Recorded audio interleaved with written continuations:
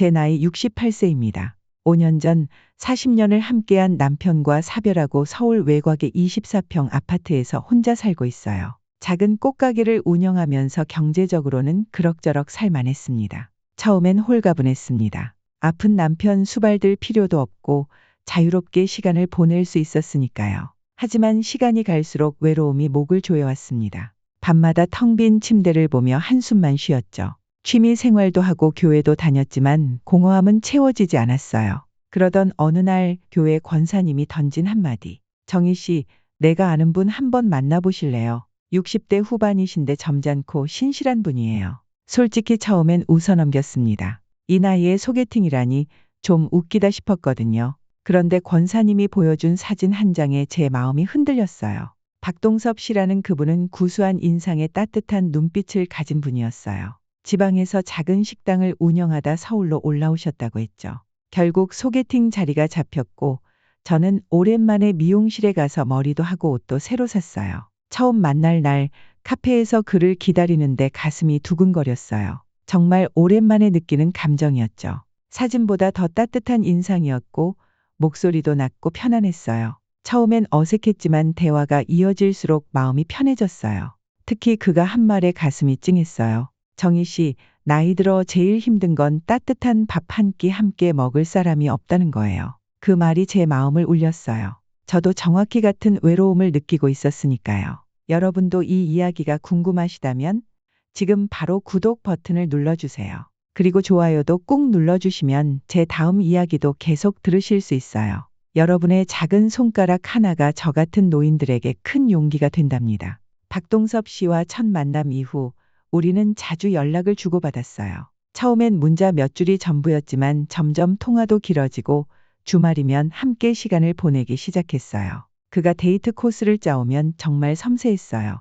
제가 꽃을 좋아한다고 했더니 서울 숲으로 데려가 꽃길을 걸었고 발이 아프다고 했더니 다음엔 한강에서 유람선을 타자고 했죠. 두 번째 만남에서 그는 작은 선물을 가져왔어요. 손수건이었는데 자신이 직접 작은 꽃 자수를 놓았다고 하더군요. 서툴지만 정성이 담긴 그 손수건을 받았을 때 가슴이 따뜻해졌어요. 요즘 젊은 사람들처럼 화려한 선물은 아니었지만 그 정성이 오히려 더 특별하게 느껴졌죠. 한 달쯤 지났을 때 그는 제게 영화를 보러 가자고 했어요. 옛날 영화를 상영하는 작은 극장이었는데 문득 그의 손이 제 손 위에 살며시 올라왔을 때 전기가 통하는 것 같았어요. 심장이 마구 뛰었죠. 남편 외에 다른 남자와 손을 잡는 건 거의 40년 만이었습니다. 영화가 끝나고 나오는 길에 갑자기 비가 내렸어요. 우산을 준비하지 못했는데 그는 재빨리 자신의 자켓을 벗어 제 어깨에 둘러주었죠. 함께 비를 맞으며 달려 인근 카페로 들어갔어요. 그의 셔츠가 비에 젖어 몸에 달라붙었는데 나이에 비해 탄탄한 체격이 눈에 들어왔어요. 빗물이 그의 얼굴을 타고 흘러내리는 모습을 보는데 갑자기 가슴이 두근거렸죠. 세 번째 데이트에서 동섭 씨는 제게 꽃을 가져왔어요. 꽃가게 하는 제게 꽃을 선물한다며 미안해하셨지만 오히려 그 모습이 더 사랑스러웠어요. 정희 씨, 오늘 정말 예뻐요. 그 한마디에 얼굴이 화끈거렸답니다. 마치 소녀처럼 볼이 빨갛게 물들었죠. 2달쯤 지났을 때 동섭 씨는 요리를 배워왔다며 제 집으로 초대해달라고 했어요. 본인이 직접 음식을 해주겠다고요. 정성스럽게 준비한 요리는 간이 조금 세긴 했지만 정말 맛있었어요. 식사 후 포도주 한 잔을 마시는데 그가 제 눈을 바라보며 말했어요. 정희 씨, 나 당신한테 반했어요. 아직 사랑이라고 말하긴 이르지만 마음이 자꾸 당신을 향해 달려가요. 그 말에 제 가슴은 마구 요동쳤죠. 어느 날 그가 제 생일을 기억하고 있었어요. 깜짝 놀랐죠. 아이들도 잊고 있었는데 말이에요. 그는 작은 케이크와 함께 손수 짠 목도리를 선물해 주었어요. 밤늦게까지 이야기를 나누다 그가 제 손을 꼭 잡더니 입술을 가져왔어요. 오랜만에 느끼는 입맞춤에 온몸에 전율이 흘렀죠. 그날 밤 그는 제 집문 앞에서 아쉽게 인사하고 돌아갔지만 그 입맞춤의 여운은 오래도록 남았답니다. 그러던 어느 날 저녁 박동섭 씨가 조심스럽게 말을 꺼냈어요. 정희 씨, 사실 요즘 고시원에서 지내는데 너무 불편해요. 정희 씨 집이 아늑하고 조용하니 내가 들어가 살면 같이 밥도 먹고 더 잘 지낼 수 있지 않겠어요? 처음에는 너무 당황스러웠어요. 하지만 박동섭 씨는 진지하게 결혼을 전제로 한동 거라고 설명했죠. 우리 나이엔 형식적인 절차보다는 먼저 함께 살아보는 게 좋겠어요. 외롭게 살 필요 없잖아요. 서로 의지하며 살아요. 많은 고민 끝에 저는 동의했어요. 아이들에게도 조심스럽게 이야기했죠. 아들은 별말 없었지만 딸은 처음엔 반대했어요. 하지만 마지막엔 이렇게 말해주었죠. 엄마가 행복하다면 저도 좋아요. 박동섭 씨가 짐을 들고 제 집으로 들어오던 날, 저는 너무 설레고 긴장됐어요. 짐은 생각보다 많지 않았어요. 평생 모은 게 여행 가방 2개 분량이라고 했죠. 저녁을 함께 먹고 설거지를 하는데 그가 뒤에서 제 허리를 감싸 안았어요. 그의 체온이 제 등 뒤로 느껴졌고 어깨에 그의 숨결이 닿았을 때 온몸에 전율이 흘렀어요. 밤이 되자 서로 어색한 기류가 흘렀어요. 제 침실 문 앞에서 그가 머뭇거리더니 말했어요. 남편과 함께 쓰던 침대에 다른 남자가 눕는다는 게 생각만 해도 떨렸어요. 그에게 작은 방에서 주무셔도 된다고 말했지만 그는 섭섭한 기색을 감추지 못했어요. 결국 함께 침실로 들어갔지만 각자 거리를 두고 누웠죠. 자정이 가까워올 때까지 저는 잠을 이루지 못했어요. 그의 숨소리가 조용히 들려왔고 문득 그가 저를 바라보고 있다는 것을 느꼈어요. 우리의 시선이 어둠 속에서 마주쳤을 때 가슴이 쿵 내려앉는 것 같았어요. 정희 씨, 괜찮아요? 우리 천천히 알아가요. 그의 목소리가 어둠 속에서 부드럽게 울렸어요. 그가 조심스럽게 손을 뻗어 제 머리카락을 쓰다듬었을 때 마음이 놓였지만 한편으로는 이상한 설렘도 느껴졌어요. 일주일쯤 지났을 때였어요. 함께 TV를 보다가 그가 문득 제 어깨를 감쌌고 저도 모르게 그의 품에 기대게 되었죠. 그의 심장 소리가 귀가에 들려왔어요. 그날 밤 그는 처음으로 제게 진한 키스를 했어요. 부드럽게 입술을 맞추며 손을 제게 가져왔을 때 저는 잠시 망설였어요. 하지만 그의 부드러운 손길에 저도 모르게 몸을 맡겼죠. 남편이 돌아가신 후 5년 만에 누군가와 그런 관계를 맺는다는 게 부끄럽기도 했지만 한편으론 여자로서 인정받는 것 같아 기뻤어요. 그날 밤 우리는 서로에게 완전히 몸을 맡겼답니다. 남들이 보면 웃을지 모르지만 우리 나이에도 그런 열정이 있다는 걸 새삼 느꼈어요. 아침에 일어나 함께 커피를 마시고 저녁에는 같이 요리하면서 하루 일과를 나눴죠. 밥상에 둘이 앉아 식사하는 시간이 얼마나 소중한지 새삼 깨달았어요. 잠자리에 들기 전 나누는 작은 이야기들도 큰 행복이었고 밤이면 그의 따뜻한 품에 안겨 여자로서의 행복을 느꼈죠. 처음엔 낯설고 부끄러웠지만 시간이 지날수록 점점 편안해졌어요. 그와 함께 샤워하던 순간들, 침대에서 속삭이던 대화들, 그 모든 것이 나이 들어서도 가능하다는 게 신기했어요. 동섭 씨는 매일 아침 제게 이렇게 말해 주었어요. 정희 씨, 당신 덕분에 이제 외롭지 않아요. 매일 밤 그의 품에 안겨 잠들 때면 저도 정말 외로움이 사라진 것 같았죠. 그의 손길은 나이에 비해 놀라울 정도로 열정적이었고 어떤 밤에는 그가 와인 한 잔을 건네며 제 귀에 속삭이기도 했어요. 정희 씨, 오늘 밤 달빛이 참 아름답네요. 당신처럼. 그런 나른 거실 소파에서 시작된 포옹이 침실로 이어지곤 했죠. 하지만 이렇게 평화로운 시간은 오래가지 않았어요. 동거한 지 약 한 달쯤 되던 날 저녁 그의 태도가 조금씩 달라졌어요. 전화를 받을 때면 자리를 피했고 문자가 오면 화들짝 놀라며 서둘러 확인했죠. 그러던 어느 날 저녁 박동섭 씨가 조심스럽게 이야기를 꺼냈어요. 정희 씨, 한 가지 부탁이 있어요. 무슨 일이에요? 사실 내 아들이 요즘 좀 어려워요. 회사에서 잘렸는데 집세도 밀리고. 저는 그의 고민을 이해했어요. 자식이 어려우면 부모 마음이 얼마나 아픈지 저도 잘 알고 있었으니까요. 그래서 그는 이렇게 말했어요. 잠깐만 우리 집에 들르게 해주면 안 될까? 다른 집 구할 때까지만. 자녀가 어려우면 돕는 게 맞겠죠. 잠시 머무는 거라면 그렇게 저는 동의했어요. 하지만 이틀 후 문을 열었을 때 저는 놀라지 않을 수 없었어요. 박동섭 씨의 아들 민호 씨뿐만 아니라 며느리 연미 씨와 손자 준서까지 짐을 들고 와 있었거든요. 아버지 여자친구분이시죠? 잘 부탁드립니다. 어색한 인사가 오갔어요. 민호 씨 가족은 마치 오래 머물 것처럼 큰 짐을 가져왔어요. 저는 당황스러웠지만 박동섭 씨를 믿기로 했죠. 잠시만 머무는 거니까 하고 스스로를 안심시켰어요. 하지만 시간이 갈수록 상황은 달라졌어요. 24평 아파트에 5명이 살다 보니 공간이 너무 좁았어요. 화장실은 항상 누군가 사용 중이었고 냉장고는 금세 비었죠. 전기세와 수도세는 2배 이상 올랐고요. 밤에는 더 큰 문제가 있었어요.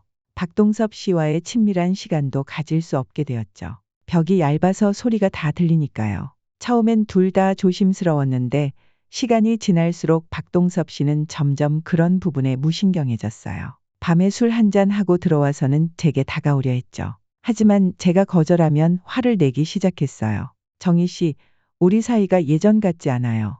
당신 마음이 변한 거예요? 아니면 내가 싫어진 거예요? 이런 말들을 속삭이며 억지로 저를 안으려 했어요. 하지만 방바로 옆에서 자고 있는 아이 생각에 저는 계속 거부할 수밖에 없었죠. 2달이 지났을 때 저는 이미 제 집안에서 눈치를 보는 사람이 되어 있었어요. 아침에 일어나 화장실에 가려면 줄을 서야 했고 주방에서 요리할 자리도 없었죠. 냉장고에는 제가 산 적 없는 음식들로 가득했어요. 어느 아침 출근 준비를 하는데 며느리 영미 씨가 다가왔어요. 어머님, 오늘 준서 학교에 도시락 좀 싸주세요. 제가 면접 가야 해서요. 아, 네? 그런데 저도 가게. 제 말을 자르며 영미 씨가 말했어요. 9시까지만 해주시면 돼요. 감사합니다. 그렇게 말하곤 그대로 나가버렸어요. 저는 한숨을 쉬며 도시락 준비를 시작했고 결국 꽃가게는 늦게 열 수밖에 없었죠. 퇴근 후 집에 돌아오면 거실은 항상 어질러져 있었어요. 손자 준서는 TV를 크게 틀어놓고 소파에 누워 있었죠.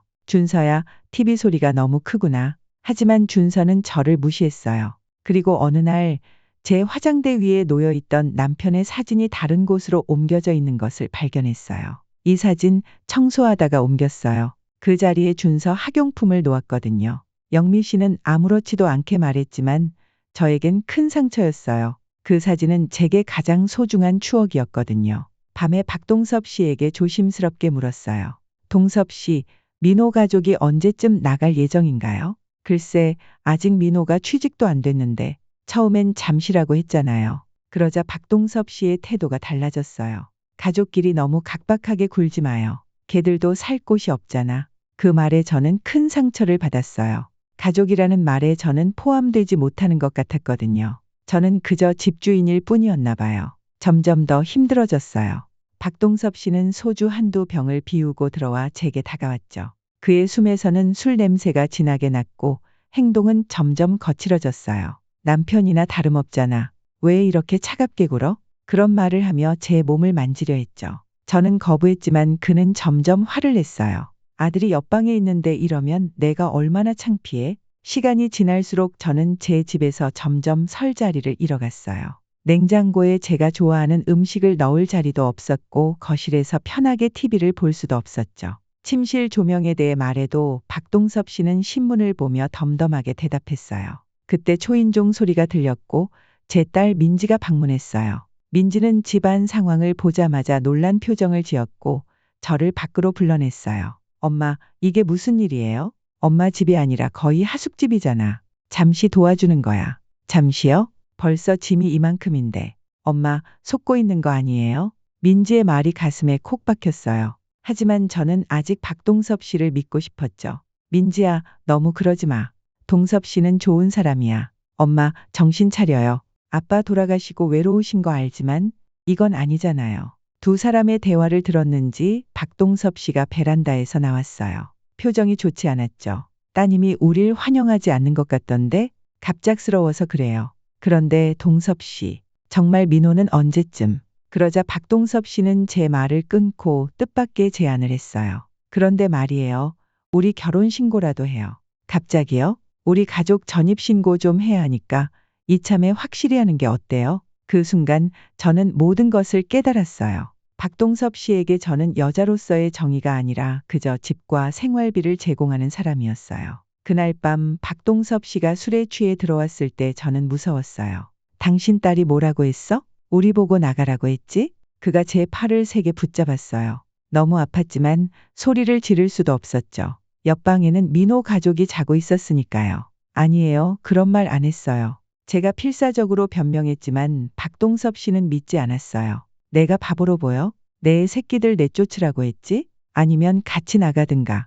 처음으로 그에게서 폭력적인 모습을 봤어요. 그전까지는 술을 마셔도 이렇게까지 변하지 않았거든요. 그날 밤 겨우 그를 달래재웠습니다. 더는 안 되겠다고 생각했어요. 다음 날 꽃가게에서 오랜 단골 손님인 박옥자 씨를 만났어요. 정희 씨, 왜 이렇게 안색이 안 좋아요? 저는 참았던 눈물을 터뜨리며 모든 이야기를 했어요. 옥자 씨는 제 손을 꼭 잡아주었죠. 정희 씨, 그건 사랑이 아니라 이용당하는 거예요. 당신 집, 당신 인생이잖아요. 이제 어떻게 할 거예요? 그날 저녁, 저는 용기를 내어 모두를 거실에 불렀어요. 손은 떨렸지만 마음은 단단했고, 오늘 드릴 말씀이 있어요. 다음 주까지 모두 이사를 해주셨으면 합니다. 박동섭 씨는 놀란 표정이었어요. 정희 씨, 갑자기 왜 이러는 거예요? 우리 결혼도 얘기했잖아요. 결혼이요? 저는 여자로 사랑받고 싶었는데 결국 집주인만 남았어요. 더 이상은 안 되겠어요. 며느리 영미 씨가 얼굴을 붉히며 말했어요. 어머니, 우리가 뭐 잘못했어요? 가족인데. 가족이요? 언제부터 우리가 가족이었어? 저는 이 집의 주인이고 더 이상 이용당하고 싶지 않아요. 일주일의 긴장된 시간이 흘렀고 결국 박동섭 씨 가족은 짐을 싸서 나갔어요. 마지막 순간 박동섭 씨는 저에게 말했어요. 정희 씨, 우리 정말 사랑하는 사이 아니었어요? 저는 눈물을 참으며 대답했어요. 사랑은 이용하는 게 아니에요. 진심으로 서로를 생각하는 거죠. 그렇게 저는 다시 혼자가 되었어요. 처음에는 또다시 찾아온 외로움이 두려웠죠. 하지만 점점 평온함이 돌아왔어요. 내 집에서 내가 주인이 되는 느낌, 내 시간을 내 마음대로 쓸 수 있는 자유로움이 얼마나 소중한지 깨달았어요. 이제 저는 가끔 노인정에 가서 새로운 친구들도 만나고 취미 활동도 시작했어요. 외로움은 여전히 있지만 그것 때문에 나를 잃는 선택은 하지 않을 거예요. 황혼의 사랑은 아름다울 수 있어요. 하지만 신중함 없이는 큰 대가를 치를 수 있다는 걸 배웠죠. 외로움보다 무서운 건 나를 잃는 것이라는 사실도요. 여러분도 제 이야기처럼 어려운 상황에 처해 있다면 주저하지 말고 주변에 도움을 청하세요. 그리고 무엇보다 자신을 소중히 여기세요. 나이가 들어도 우리의 가치는 변하지 않으니까요. 저는 이제 68세 이정이 내 삶의 주인으로 당당하게 살아갑니다. 여러분도 모두 자신의 인생의 주인공으로 행복하게 사시길 바랍니다.